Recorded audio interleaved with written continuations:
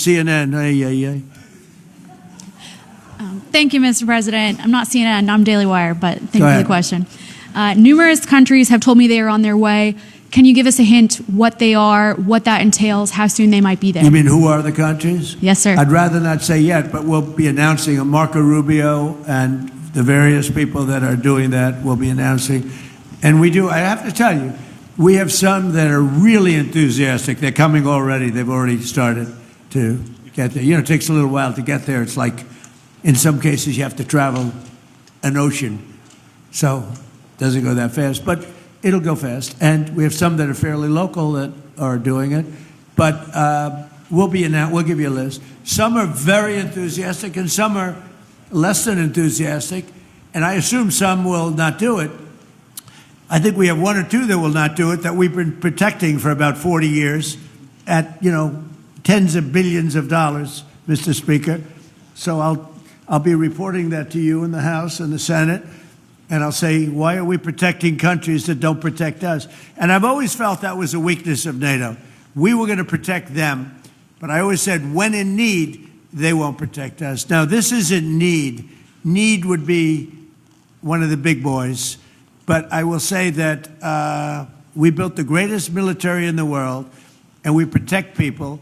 And if we need their mine boats, or if we need anything, any piece of apparatus that they may have because of a situation that they have, they should be jumping to help us, because we've helped them for years stay out of wars. Yeah, please. Thank you very much, Mr. President. Can you tell us if you have spoken with French President Macron about the coalition to reopen the Strait of Hormuz? Have you been speaking with the French President?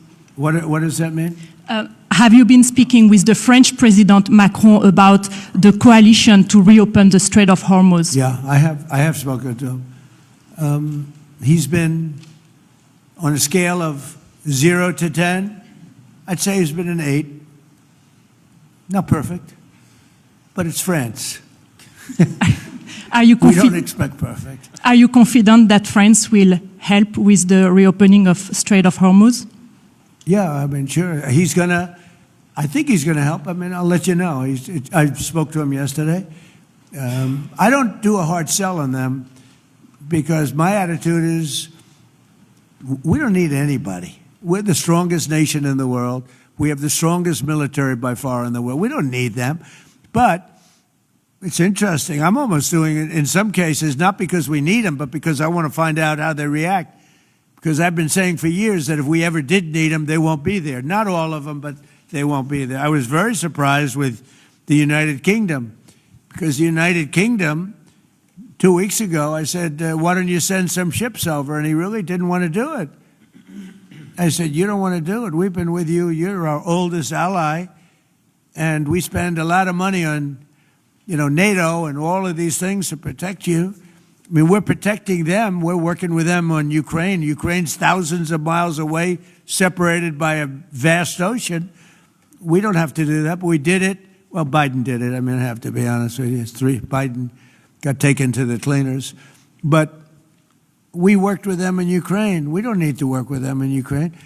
And then they tell us that we have a mine ship around, and they don't want to do it. I think it's terrible. No, I was very surprised. I told him, we requested 2 aircraft carriers, which they had, and he didn't really want to do it. And then right after the war essentially ended, meaning they were obliterated, he said, I would like to send the aircraft carriers. I said, I don't need them after the war is ended and won. I need it before the war. So I was very upset not upset, I was not happy with the UK. I think they'll be involved, yeah, maybe. But they should be involved enthusiastically. We've been protecting these countries for years with NATO, because NATO is us. You can ask Putin. Putin fears us. He has no fear of Europe whatsoever. He fears the United States of America and the military that was built by me in the first term. Yeah. President, you mentioned the significant amount of oil that China derives from the Middle East. What is the status of your conversation with President Xi in terms of getting China to cooperate, in terms of making the Strait of Hormuz safe for those oil tankers? Yeah. So China's a great example. They get 91% of their oil from the Hormuz Straits, which we protected for years. And it always bothered me that we have these countries. Japan gets 95% of its from the Straits, the Hormuz Straits. And it always bothered me that we're protecting and we don't need them. We didn't need them before we started dig we must. Dig me must, that's the Trump policy of lots of oil. And we didn't use them very much. It used to be at 10%. Now it's at almost zero. We don't need, we don't need oil. We have all the oil we need for ourselves. It's one of the great assets that we have. We have more than double what anybody else in terms of oil production. We're at more than double any other country. So we don't need it, but we did it. It's almost, you could say we did it out of habit, which is not a good thing to do. But we did it because we have some good allies there. We have some great Middle Eastern countries there, Israel there. So we did it for a lot of reasons. But it always amazed me that we did it. We never asked for reimbursement. And it was really there to serve other countries, not us. And by the way, we have the Sugar King. Same story. Look at that. Alfie von Hool. Alfie, thank you both very much. Huh? That's Pepe, yeah. Pepe. Hi, Pepe. How are you? How are you? Is Alfie in the backstage? Huh? Is he sitting back there waiting for you? No? You doing all right? Pepe is a great friend of all of ours, I think, in the room. Tremendous. And we appreciate you being here. Great to have you. Thank you. Mr. President, honored. That's great. Both of you. Thank you very much. So go ahead, please. Mr. President, you've said that Iran does want to make a deal. Now, into the third week of this bombing campaign, what would that deal look like? What are the ask that you're making of the government? They want to make a deal. They're talking to our people. I don't know if they say that to you. Maybe they do, maybe they don't. Don't forget, they are a country that for years, I didn't know this until recently, they're a country based on disinformation. And now they're using disinformation plus AI. And that's a terrible situation. That's a terrible situation. They showed all sorts of things happening in the last 2 weeks that never happened. Between their kamikaze boats that don't exist, between blowing up the aircraft carrier, one of the great ships in the world, the Abraham Lincoln, on fire. They showed it on fire. I called the general. I said, General, what's with the Abraham Lincoln? It looks like it's burning down. No, it's not burning down. Not a bullet was ever fired at it, sir. They know better. I said, this is my first glimpse of AI and what they've done with it. They showed buildings in Tel Aviv burning to the ground, high-rises burning. They showed buildings in Qatar. They showed buildings in Saudi Arabia burning, and they weren't burning. They weren't hit. It was all AI-based. Terrible. It's terrible. And I think that's the only thing they do well. They're negotiating, and we always talk. Somebody said, well, would you talk? Why would you even talk to them? I talk to everybody because sometimes good things come out of it. But I don't know if they're ready yet. They're taking a pounding. I don't know if they're ready yet. And we don't even know their leaders. Look, all of their leaders are dead, as far as we know. But they're all dead. We don't know who we're dealing with. We knocked out the first group. Then the second group met to pick the leader because the first group was all dead. And the second group got knocked out. They're all dead. Then the third group met. I would think they're a little nervous about meeting. I don't know if they're nervous. Maybe they're not. Maybe they're crazy. If they're not nervous, then they're crazy. But we met with the next group, but we don't know who their leader is. We have people wanting to negotiate. We have no idea who they are. Yeah, please, Peter. Thanks, President Trump. What are your advisors telling you about the Ayatollah's son, the new supreme leader? What are they telling you about him? Well, it's not only them, it's you people. I mean, a lot of people are saying that he's badly disfigured. They're saying that he lost his leg. one leg, and he's been hurt very badly. Other people are saying he's dead. Nobody's saying he's 100% healthy, and he hasn't spoken because the Ayatollah would sit and he'd spew hate from a form of a throne, not as nice as a throne. I like the English throne much better, but it was a fancy chair. But he'd spew hate from his chair. But you'd see him a lot, right? This one we haven't seen at all. So that could be for a lot of different reasons. We don't know, Peter, if he's dead or not. Now that you've announced, I will say this: nobody's seen him, which is unusual. something else. Now that you've announced that the U.S. has destroyed all of Iran's mine-laying ships, why can't the U.S. just immediately reopen the Strait of Hormuz? Well, we could, but it takes two to tango. We have to get people to take their billion-dollar ship and drive it up. If when Pepe has his big sugar ships coming around and they cost $1 billion, and we say, I think it's okay now, Pepe, take your ship, drive it through the Strait of Hormuz. He may say, let me wait a little while, because it takes ship owners, and these ships are very expensive. They can cost up to $2 billion. So they don't want to take a chance that, gee, I think you'll be okay. They got to know it. So they don't have to set, we don't know if they even set any mines. But the thought that they may have is enough to keep people from saying, we don't need it. Now, we are pounding that area, that coast, as you know, left side. We're pounding it, like really pounding it hard. And again, they may have no mine set. We hit every one of their mine droppers. They call it the mine layers, right? The ships. They're pretty sophisticated ships. Every one of them is gone.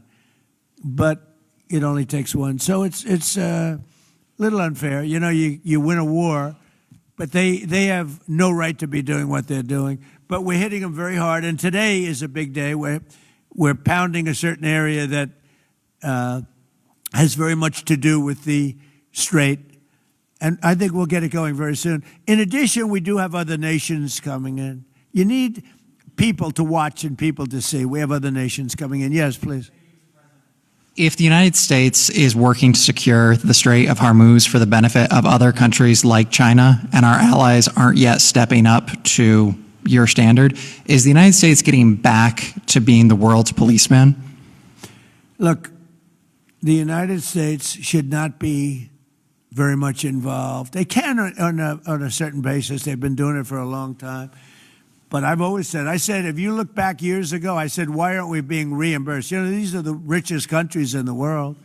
Why aren't we being reimbursed for maintaining the Hormuz Strait? And why aren't we being reimbursed for that? I've said that for years. You can go back. They reported on it yesterday. I've been saying a lot of things about the straits. Number one, I said it's the one advantage they have. But that's a suicidal advantage because they kill themselves more than they kill the rest of the world. And there are things you can do. With time, there are other things you can do. But I think we're going to have the situation straightened out pretty quickly. And I think we're going to have some good help. And I think we're going to be disappointed in some nations, too. And I'll let you know who those nations are. One of your advisors, David Sachs, said the other week that the U.S. should, quote, declare victory and get out of the Iran war. Yeah, he also warned that if the conflict escalates, Israel may contemplate the use of a nuclear weapon. Has he shared that assessment with you? No, he hasn't. Israel wouldn't do that. Israel would never do that. And, there's a theory.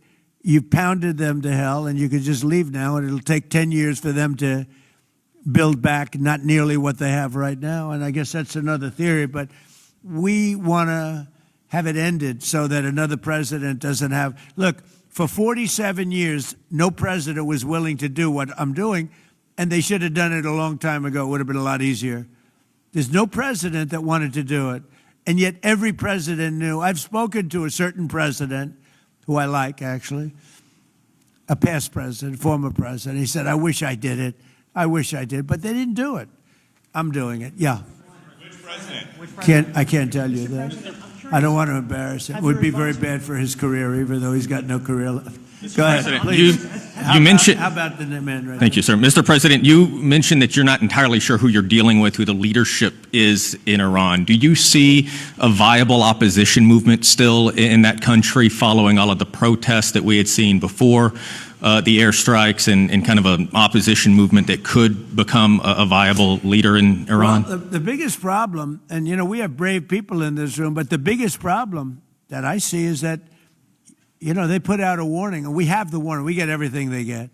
And it said any protester that goes onto the street will be immediately shot and killed. This is a little tougher than the American way. This is not quite as tough as, nobody can believe it. So I can't imagine, they don't have guns. And the other ones have guns. Highly sophisticated machine guns and AK-47s and other kinds of guns. And they did that with the women. So the women had 250,000, even 500 people protesting a year ago. And they shot women right through the middle of the forehead with snipers. And they didn't have to do many. About 10 went down bleeding profusely. And 250 to 500,000 women went running in the other direction. Because they can be brave, but they're not stupid. And they have no gun, and you have snipers in buildings specifically for this reason. So a woman goes down falling, bleeding from the head, and it doesn't take long for that to spread. And when that spreads, that crowd dispenses. And nobody else has been able to do that to the extent that these people are violent. They killed a minimum 2 weeks ago, 32,000 people. So, and they put out actually a notice 2 days ago, if you protest, you will be shot and killed. So, I don't know. I would say Mike Johnson's the only person I know who has the courage to go out in that kind of an atmosphere. I don't think so. Right? Yeah. Have your advisors told you anything in terms of how long we can expect gas prices as high as they are right now? I don't need advisors to tell me that. I know what it is. The Prime Minister of UK, United Kingdom, yesterday told me, I'm meeting with my team to make a determination. I said, you don't need to meet it with the team. You're the Prime Minister. You can make your own. Why do you have to meet with your team to find out whether or not you're going to send some minesweepers to us or to send some boats? I said, you don't have to meet with your team. It's the same thing here. I can tell you that when this is over, oil prices are going to go down very, very rapidly. So is inflation, so is everything else. But frankly, much more important than short-term, even long-term oil prices, you can't let the most violent, vicious country in the last 50 years have a nuclear weapon. Because the Middle East will be gone, Israel will go first, without question, and they'll certainly take a shot at us before we get our act together and say we got to take them out. You can't let Iran, who's truly a nation of great terror and power. Look what happened in the last 2 weeks. They weren't supposed to go after all these other countries in the Middle East. Those missiles were set to go after them. So they hit Qatar, Saudi Arabia, UAE, Bahrain, Kuwait. Nobody expected that. We were shocked. And the other one, they fought back. They could have yielded. But think of it, if we weren't around, they had tremendous power. They had thousands of missiles, most of which we've terminated. They had thousands of drones. They were making drones and missiles all over the place. We've knocked out most of those factories. I mean, now they're sending out 2 or 3 missiles. Now, they've still got some. They might have 8% left. But mostly they've been eliminated. They've been terminated by what we did and what Israel did too. Yeah, please. Israel is expected to expand its ground offensive in southern Lebanon to go after Hezbollah. Have you discussed that with Israeli leaders? Yeah. And does the United States support a potential Israeli invasion of Lebanon? Yeah, no, I did, and I know look, Hezbollah is a problem. It's been a problem for a long time, not just now, and it's a certain area because I was with the other night a person whose parents live in Lebanon. This is a very substantial person, wealthy person, whose parents live in Lebanon. I said, really? How do you live in Lebanon? Your parents are living? Oh yeah, they live there, and over the years they've gotten used to the fact that it's being bombed. But they explained to me that it's really a different section of Lebanon. It's a section where Hezbollah is. And they get used to it, I guess. I don't know. I mean, people live in Ukraine. You would think they wouldn't live in Ukraine, but they live in Ukraine. I don't know that I'd do that, but they live in Ukraine. They live in Lebanon. Hezbollah is a big problem, and they're rapidly being eliminated. Thank you very much, everybody. I appreciate it.